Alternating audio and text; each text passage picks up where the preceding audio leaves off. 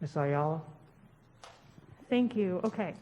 So I'm excited to bring this idea forth for discussion and to hear from all of you at the request of many students throughout the district during my time before being a member of this body and after, and as well as after a very thoughtful and meaningful discussion that we were mostly all a part of with our current student representative at a workshop we held in December.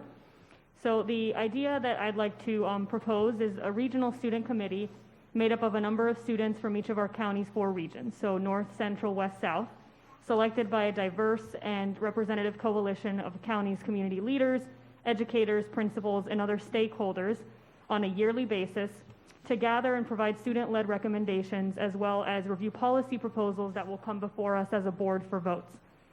The goal would be to give a voice to students who are often voiceless, those who are otherized and do not always have the resources and ability at their disposal to share their thoughts and concerns with us before we make important decisions. I believe that to best accomplish this, leading with our district's disaggregated data will allow us to implement an initiative such as this one equally and equitably. For example, I would like to look at numbers such as graduation rates, discipline rates, 9th grade course failures, dropout rates, attendance, and special education and gifted programs offered throughout the regions. Ideally, the student committee would create additional opportunities for students to express their ideas, recommend policy changes, interface more closely with us as board members, and actually understand our role so that we develop an environment where diverse student voice is always part of our decision-making process. Reaching all students, not just those who have already found their purpose and their group, is a critical part of ensuring equity in those we hear from. In my research, I found that nationwide, student advisory councils already in place engage students as partners. They foster youth leadership, community involvement, and a democratic school and district governance, which is so critical, especially today. Student voice has really never been more essential to the success of our work, given how much has changed for them in a matter of a year. I want to take a quick moment to read a quote from a graduate of our district who is one of my mentees right now. Her name is Shayla Gomez. "I strongly believe that would be an amazing committee to implement. Students would have the opportunity to elevate their voice in education, especially as they are enrolled in the schools and can share their perspectives. They would be able to address any of their concerns on what is going on in their region. This will also be a new type of exposure for them concerning the school district, giving them the opportunity to gain a deeper understanding on the importance of our board's decisions. I foresee this bringing hope to our new generation of student leaders in Palm Beach County." And Shayla is a Maya Mam student from Palm Beach County who currently attends Florida State University. And in closing, among many other goals, I think some of the main goals I would hope the creation of a committee such as this would accomplish include providing a space for additional support of students' emotional, cognitive, physical, and interpersonal safety, an increase in trustworthiness and transparency through connection and communication among students themselves, and also with us as a board and as a district, promoting the collaboration and a sense of ownership that comes with sharing authority and decision-making with our students, empowering student voice and enhancing choice by identifying student strengths and helping them build on that in a space they feel free to do so, further educating ourselves as board members on the importance, singularity, and intersectionality of our students' cultural, historical, and gender identities, and imparting on our students the importance of having a sense of purpose and doing our mission to focus on the prize and assist them in helping find that. So that's my proposal today. I really look forward to hearing the discussion and introduction of new ideas from all of you today. Mr. Alvarez, then Mrs. Whitfield. Thank you. I would first just like to start off by thanking Ms. Ayala for your ideas and enthusiasm in having more of a student voice. I actually did introduce this at the retreat because I do feel that this is absolutely necessary for the work that we do every day, and that you guys do more so than I do because I come here once a month, but I think it's absolutely essential. However, as a student in high school, the student representative to the school board, and a school board member, my idea for how this student committee should look is a little bit different. I understand that this idea and its many parts are going to take time, as anything we do does. We just had an agenda item that lasted a pretty long time. But I want you all to remember what we all heard and agreed upon during our retreat with Ms. Mary Ferdicus from Washington State. We want to ensure racial equity and equal opportunity for all students And that starts with giving each school from every single part of our district equal representation. This has to be at the top of our agenda, and I hope that we can understand how important this committee is not only to me, but to the future of this board. I would first just like to start off by explaining how I would like to see each high school represented and ensure that this is a process that is going to last a while after I leave, because I graduate this year and I would like for this to continue years after I have left. A student committee, this is basically going to be a student committee run by the students. I have been in student government for the past 3 years, and I have come to understand one thing. We as students put our mind to something and we will get it done. So the whole point of this committee is for it to be student run. We want to give the students a voice, and that is why the representatives from each school, so that each school has a representative, not just specific ones from each section that each one of you represents. Each school from our district should have a representative. My way of implementing this so that each school has a representative is simply just allowing for the president, who is already an elected official at each school, represent their school on a committee. The school itself votes every single year to elect a student who is their representative. That student will be their representative on that committee, just as the public elects each one of you to represent them on each one of the matters that you discuss. So this needs to be student-based. I don't agree with this being picked by a committee of adults, because the students need to be the ones electing their representatives. I was elected by students to come here and represent them, which is why I believe that this needs to be elected by students. Furthermore, we need to understand that while this has changes here, we also want to make changes to our constitutions at each high school, because each high school does have a constitution in their student government, and our county constitution, which I'm the president of. And the president of the county, my position, would also, who is also the student representative, my position as well, would be the chair of this, because I get to give this report every month. And my intention here is for the student representative to essentially gather a report with the committee. If the committee were to meet monthly or twice a month, they could gather a report. And if we look at items that we've discussed today, such as the calendar or even just the Dwyer discussion, these are all things that students could give input on. They could give their ideas, they could give their opinions, not just my own. So that's why we need more of a student voice.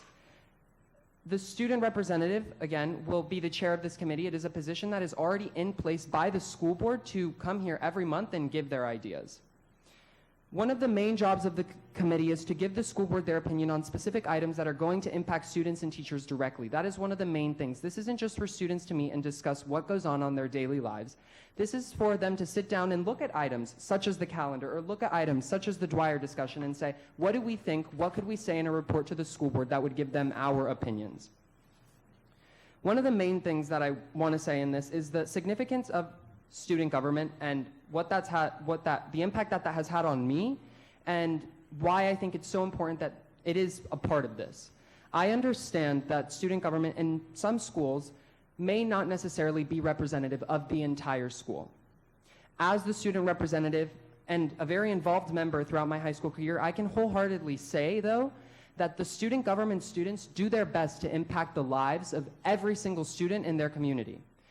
My position, I am an elected official by the students to come here and represent them. And I'm a student government person who is here representing them. I understand that there are some stereotypes of student government, whether that may be that they have clout or that they get special treatment, but the majority of student government students do work on a daily basis, and I can pledge to that because I do it on a daily basis to benefit our communities and schools.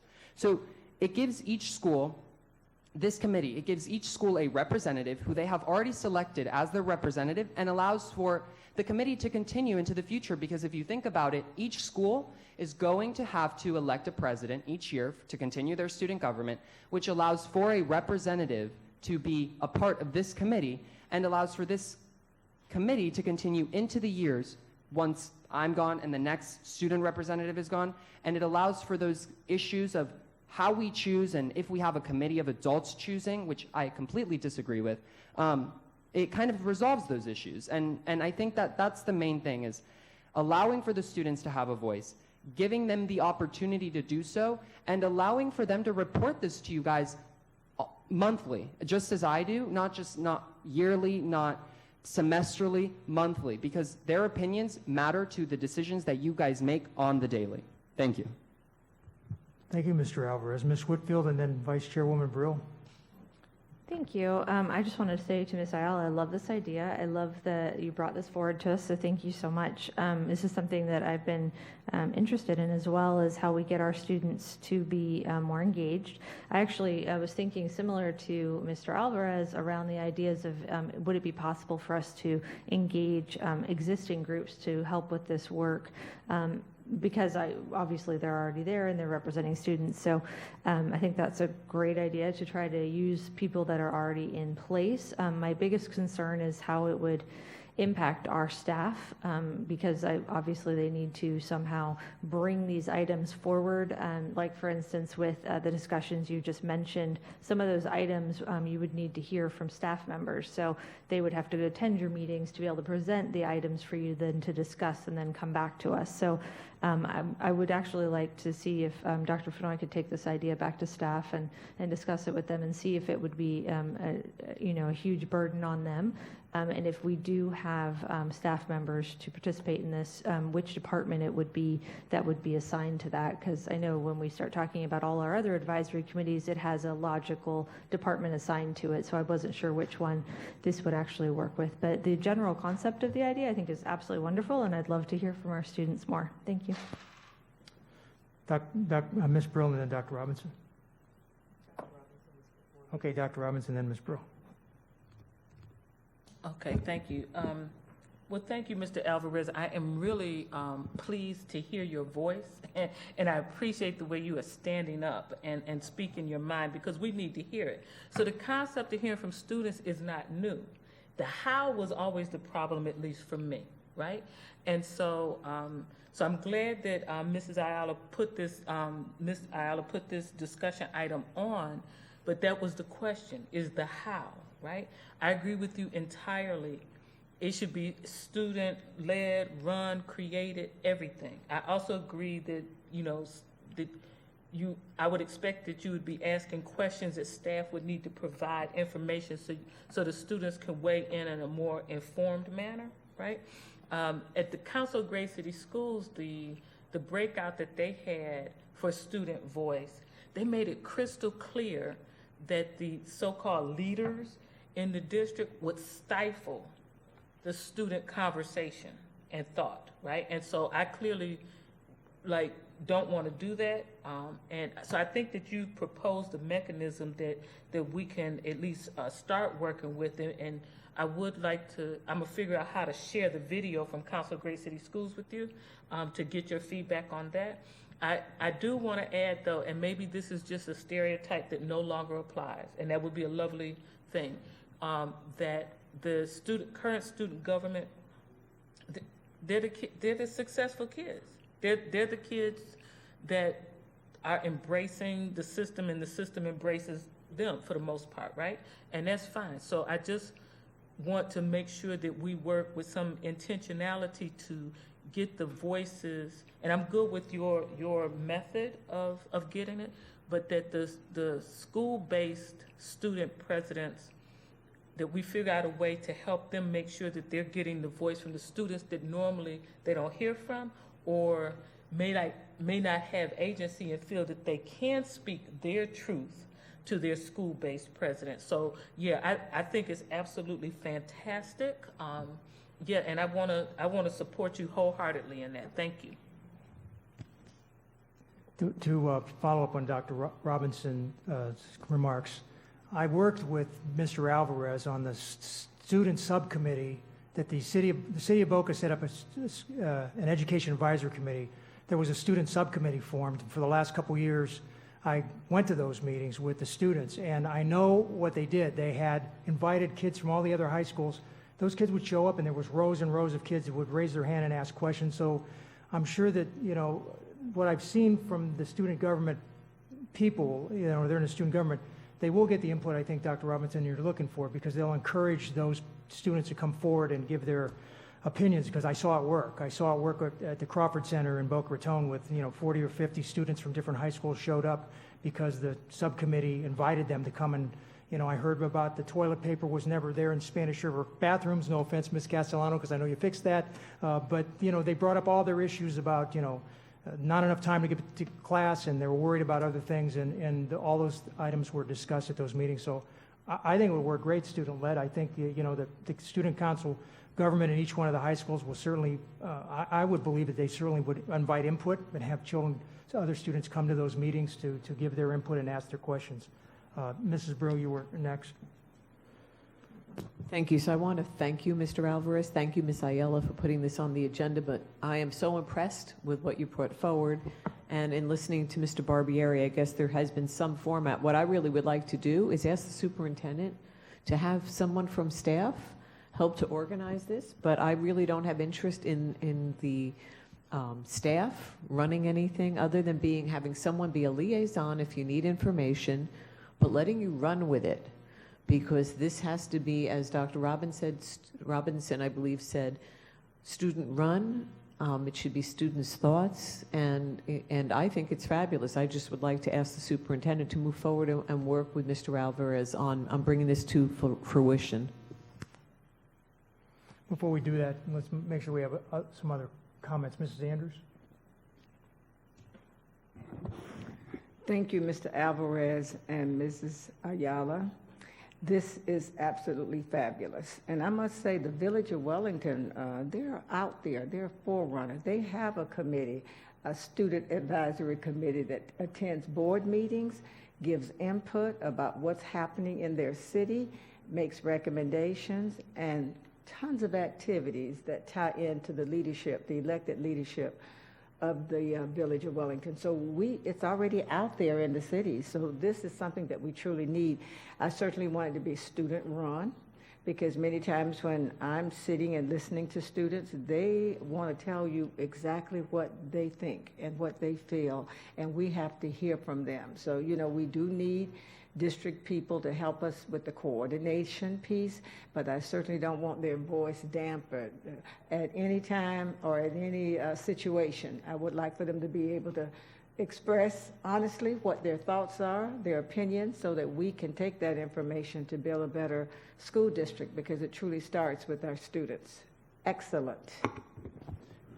The one thing that you didn't mention, Mr. Alvarez, that you and I discussed, and when we met at Boca High School, was the idea that the student council, your position, you would stay on next year as an advisor so that there's continuity, because the new president, the new guy that's going to sit here, or the new gal that's going to sit here next year, she's not going to have this background. So even if you're away at college, you could join these meetings by Zoom and make sure that there's some continuity. And then there has to be a faculty member when you have those many students together. So your suggestion was that whoever the student government person is, like your faculty, you have an advisor for student government. Whatever high school that happens to be that year, that would be the advisor that would be with the students when they have these meetings. So that would have to be worked out with the schools. But that was some suggestions that you had made that you didn't mention. Yeah, thank you. And there were just some things that I didn't really get to actually mention, and that was one of them. Is all of our student governments have advisors, and this report and everything that I've done and all the work that I put into this, I couldn't really do it without my advisors. They're such a big help, and they always help me with anything that I want to do, any election that I want to run for, all of it. They're always there, and they're amazing people. So I can say wholeheartedly, I've met tons of advisors at every convention that I've been to for student government, that these advisors would be more than willing. The advisor of the student who has my position next year will most certainly, I can say, be willing to most likely attend these meetings. And one of the things that I did leave out that is pretty significant that I would like to add is we are the youth, and we run the social media world. And that's one of the things that we need to do a better thing about with our school board, is adding more of that social media component, because, and no offense to the school board at all, we use Facebook. But I don't use Facebook. People my age really don't use Facebook, and this is no offense to anyone, but we could use Facebook for the parents and for the adults, but we have things such as Twitter and Instagram and even Snapchat, which we would have to, that's just different. But these platforms that we can use, and it even works with this committee, is allowing for students, say, to give their ideas to such committee via social media platforms. And we've done, I don't know if you guys remember during that retreat where we had that interactive app where you could scan something and you could go answer questions or even give your opinion on something. Things like that we can use, that technology has given us. We could have a virtual option for if students can't come to the meeting, they could join virtually. So many things that we've been taught throughout these past months that we could implement into this committee, and that I'm sure the youth will have no problem helping implement and going through all of the logistics of it. Ms. Ayala? Thank you, Mr. Chairman. I really am enjoying the conversation on this, but I do want to make my intent very clear on what I envision a committee of this nature looking like. As a district, we've all taken a commitment and embarked on a journey of equity and inclusion and how we as individuals become better and how we as a district become better. And in that vein, I think that placing opportunities where they are most needed should be the goal. As much respect and admiration as I have for our SGAs, and as much as Santiago blows me away every time he's in this room with us, those are the kids the system works for, and those are the kids where they're going to be fine, as Dr. Robinson noted. I'm looking to hear, and partnering with groups is an absolutely fantastic idea. We don't need to reinvent the wheel. When I thought of this idea, of course, I thought of staff time and dedication that would have to go into maintaining something like this. So I thought of our other groups where we have excellent students who also accomplish great things, but maybe don't have the space or the agency yet to go and be able to make those comments to us or be able to contact us directly. Our Latinos in Action, our Coalition for Black Student Achievement, our Gray Straight Alliances, are different groups of students that are typically not at the forefront of what we think of when we think of the ones that are always the superstars. And they are. They just need their space and their place to be able to come into their own and have their moment. And I'm hopeful that a committee of this nature would create that space, because from what I understand, SGA has the structure in place to allow students to already participate in those discussions in their own structure. They have everything at their disposal to do that. And yet there are students who are missing from that participation. And so my vision, I just wanted to make that clear. Again, it is the collective will of the board that will go into creating whatever comes out of this discussion. But I thought it was important that I bring it back to that piece of where I see the needs being the most evident. And that's why I made my comments and my statement very clear when I said made up of a number of students from each of our county's 4 regions instead of specific number. Because we all know the reality that in certain areas of our county, there are students that need more than in other areas of our county. So they deserve representation equal to the needs that they are facing. That's my 2 cents, and I needed to get that out. Thank you. Thank you. Dr. Robinson? Thank you. So I think that the point that you're getting at, Ms. Ayala, is what I was trying to address when I made the comment about working with the school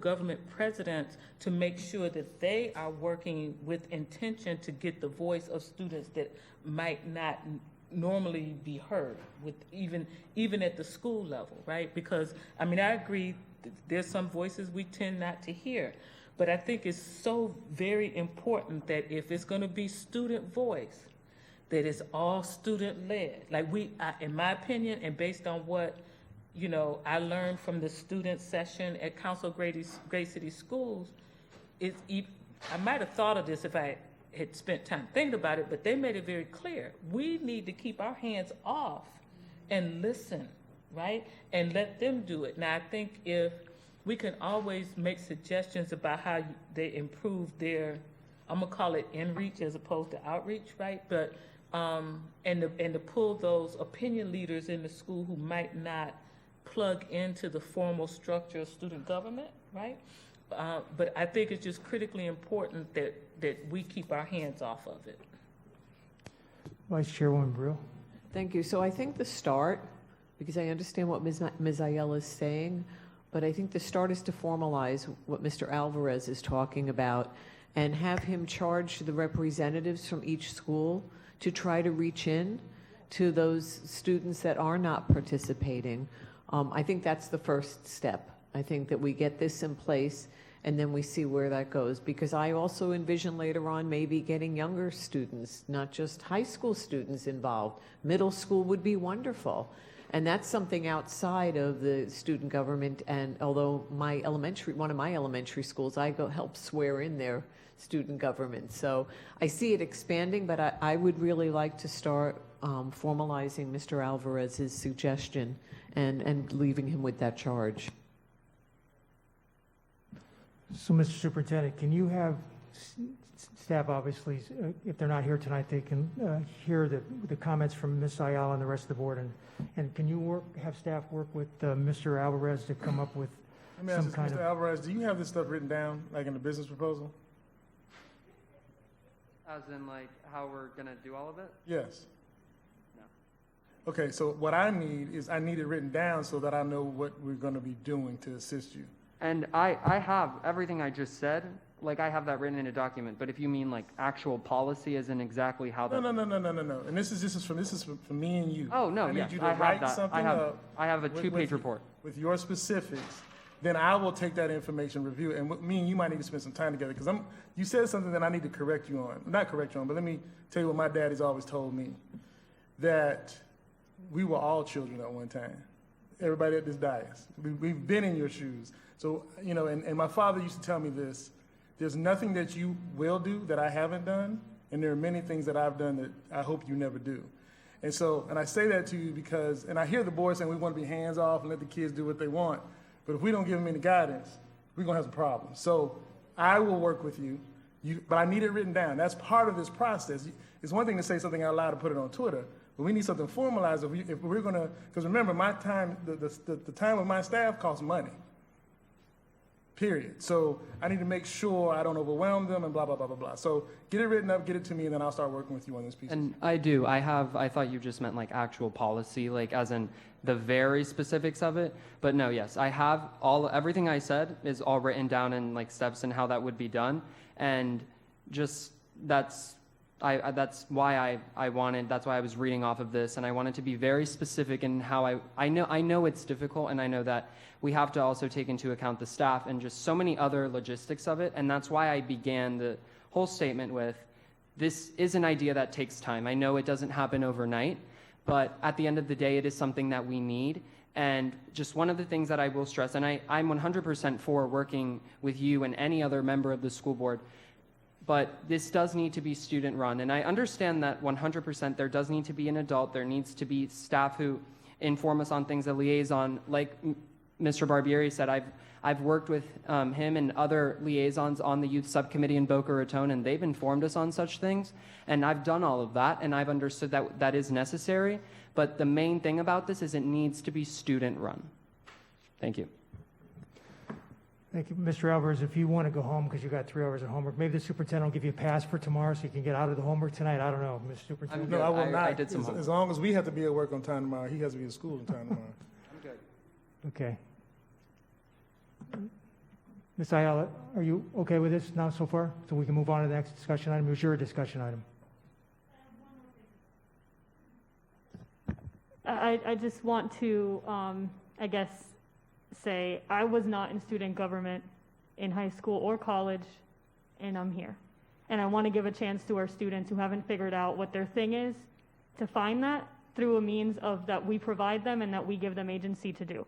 So, Mr. Superintendent and Mr. Chairman, I'd like just for staff to keep that in mind, because I know that's a shared goal we all have, making sure that we're being equitable while we're being equal, because equality and equitable are not the same thing. So it's very important to me that the original intent of who we're trying to reach here is actually reached, which is why I initially strayed away from making it an extension of SGA, because they already have their structure. But if it's the will of the board to move forward in this direction and to honor the wishes of our student representative, I understand. I just want to make sure that we understand the possibilities and the consequences of not going a little deeper and not going a little beyond at this moment in time and having to come back and rework what we're looking at. Thank you. Mr. Whitfield? I was just going to say, would it be possible during this process for Ms. Ayala to work with Mr. Alvarez to really try to find a common ground, to be able to draw in those students? I also was not in student government, and I completely understand, not being a part of being represented through exactly who those people are. So would that be okay with the board? I know we don't want to put our hands completely on it, but at least they could work together. Can I make a recommendation? Let me start working with him first, and then let me, create some guidance, some structure, and then obviously I'll talk to each one of you every week, and so will Ed, and then we'll create an opportunity for that. But let me get it all in order first. All right, next board discussion item is Mrs. Andrews. Thank you, and I can make this quick. This is the cohorts from the Council of Great City Schools, one for the board chair. And what we need to do tonight is just support this. Maybe some of my fellow board members may want to apply for the board chair cohort. Now, remember, the Council of Great City Schools has 76 member districts. I think this cohort has up to 24 people that can participate. And the deadline for actually filling your application out is January 30th. And it just, it doesn't have to be the board chair. It can be the board chair who applies for this, but it could be any member of this school board. They do look for senior board members to try to go for this, but you don't really have to be the board chair. It is a nominal cost if you are selected of $1,000, and that covers your supplies and other kinds of things. So it's inaugural. This is new. They've never done this before. It's been asked for by the members of the Council of Great City Schools to do this training, this cohort training for board chairs, those who may want to be board chairs. And your time is almost up if you really want to do this. But what we need to find out from all of you is if you're interested in actually filling the application out. Is it supported by this board that some of us may want to fill the application out and apply for it? This is for the cohort for the chair. And the other one is the governance coach cohort. It's similar. 16 participants will be selected. The application, again, is due on January 30th. Again, working through team building, knowledgeable skills, working with how to understand governance as your role as a board chair. But what's so good about this is you're working with these big urban school districts. These aren't the small ones. This is like Palm Beach County, where we're the 10th. You're working with districts that like number 1, New York City is a part of the council, Los Angeles, Miami-Dade, Orange County. So you're going to get trained on what it's like to be a board chair or be a governance coach for the big urban districts. That's why I'm saying it's 74 members. I don't know if everybody's going to apply, but I would hope that we would say that we would want some of us here to apply for it. Even if we are not selected, we need to put our names in there for either one of these. Discussion about it. Sanders, I agree with you, and it shouldn't be me. I mean, I think, I've served as board chair for quite a while, and, I've learned by being in the firing squad seat. So, it's one of you should take it because you're going to be the board chairs, in the future. So I think, as many of you that want to apply should apply for it. Mrs. Brill? I do think that as many of us that want to apply should, because you don't know who they're going to pick. I would like to apply for the board chair cohort. I've been wanting to get involved anyway with the Council of Great City Schools. I haven't been as involved in this past year, especially with COVID. Been able to make the calls because I've had a lot of conflicts with the calls, but I'm starting to put them into my calendar, and I'd like to apply, so I would do that one. Okay. Quickly, because our deadline is next week. So if that's something that you all want to do, is that the consensus of the board that any one of us can do this? That's what they want. It can be more than one board member, right, from this board? Yeah, that absolutely. applies? It could be all of us. Mm-hmm. Okay. Dr. Robinson? So then I guess the reason that you're actually asking it that way is if there's consensus that if somebody gets selected, that the money will be allocated to pay for it. Is that why you're asking it that way? Because otherwise, why do we need to ask each other? Yeah, I was thinking that, you have a budget, and so you can utilize your budget. But I think that the Council of Great City Schools wanted to know that your board actually supports this activity sponsored by the council. And if you all support it, then any of us can apply for it. I just wanted to make sure it was in the open that in this public meeting that you supported this idea. This is great for the Council of Great City Schools, the first time they've ever done this. And so I would love to see a lot of people from Palm Beach County applying for either one of these or both. You got a follow-up, Dr. Robinson? Yeah, so, yeah, I plan to apply. I just want to make sure that the $1,000 will come not out of our board office, because like I already burned all mine up with paper and ink. So, I think that's the question for me. Yeah. You will need to pay that $1,000 if you're selected. Right. And so I think that I'm going to ask the superintendent if he would look, if one of us or more of us is selected, where that funding might come from. Okay, yeah, we'll look at it. All right, Okay. so- And the second part of this discussion item is the Master Board, the 2021-2022 Master Board Program. Many of us sitting up here, I think, have gone through the Master Board training with the Florida School Boards Association. Now, this is totally different from the Council of Great City Schools.